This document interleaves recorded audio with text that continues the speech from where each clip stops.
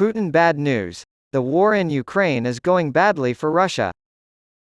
Pro-regime Russians acknowledge that they are losing badly, in contrast to Western analysts who believe a stalemate has been reached in the Russo-Ukrainian war.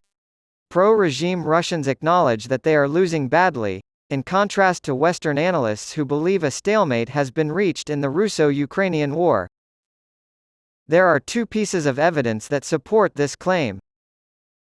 Major General Andrei Gurulev, a combative Duma deputy with distinctly illiberal tendencies who in recent months has argued that Russia should burn Ukraine, bomb Great Britain, and reintroduce the Stalinist terror, had a sudden change of heart on September 15 and described the situation on the front lines as being near catastrophic. He even had the nerve to call it a war, rather than using the official term, special military operation, for which many Russians have been imprisoned and fined. Gurulev's Telegram post paints a picture of a resilient and resourceful Ukrainian force that has been able to successfully push back the Russians while inflicting heavy casualties, dodging Russian artillery, neutralizing Russian helicopters, deploying an overwhelming number of drones with nearly infinite range, and successfully navigating minefields. And it's true that the enemy has seized some of our defensive positions. Evidently, we will win, Gurulev says. Only one serious problem keeps us from victory. So, what could it be? It's not telling the truth. Gurulev's response is surprising given that he has spent so much of his career engaging in the very behavior he now condemns. Unfortunately, wrong decisions are made on multiple fronts due to mendacious reports. The Major General is correct, but he is missing the forest for the trees when it comes to understanding the root cause of the problem. Russia's illegitimate President Vladimir Putin's overcentralized political and military system.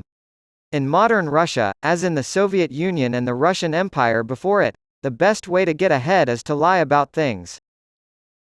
The dishonesty is institutionalized from the bottom up.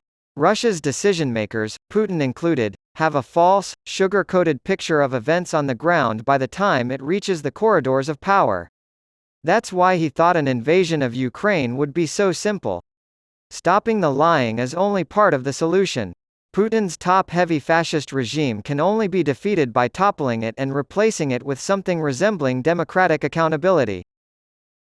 When the Ministry of Labor and Social Development ordered 230,000 death certificates for the families of deceased combat veterans in the middle of September, it became abundantly clear that Gurulev paints a depressing picture, at least for Russia.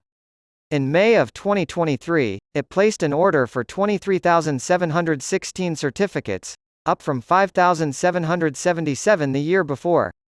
The last two numbers, 23,716, and 5,777, appear to be accurate tallies of war dead, though they may not account for the thousands of Russians left to rot on the battlefield, the approximately 50,000 dead Wagner mercenaries, of whom many were inmates, or the tens of thousands of fighters from the occupied Donbass territories.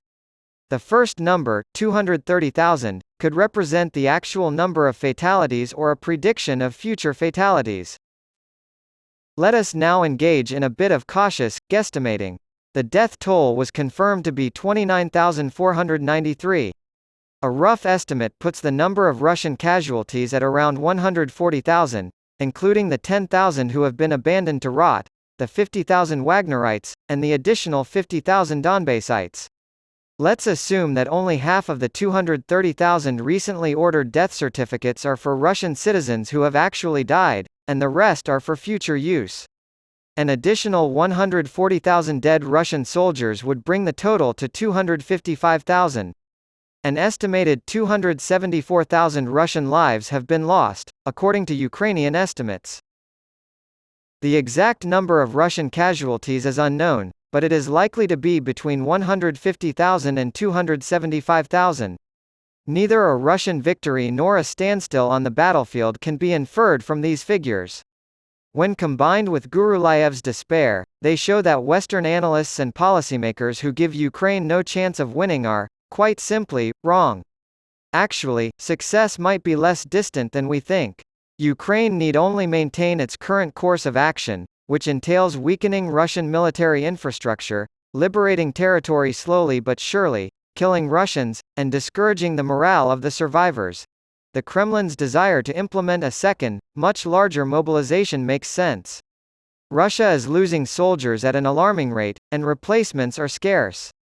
Putin and his allies are in a sticky situation. They require more soldiers, whom they view as expendable, on the one hand. In contrast, the next presidential election is not until March 2024. Even though the outcome is already decided, the Russian people would embarrass the regime if they decided to show some spine and take action to prevent their fathers and sons from dying in the fields of Ukraine by destroying their ballots, refusing to vote, or even, God forbid, staging a demonstration for their right to live.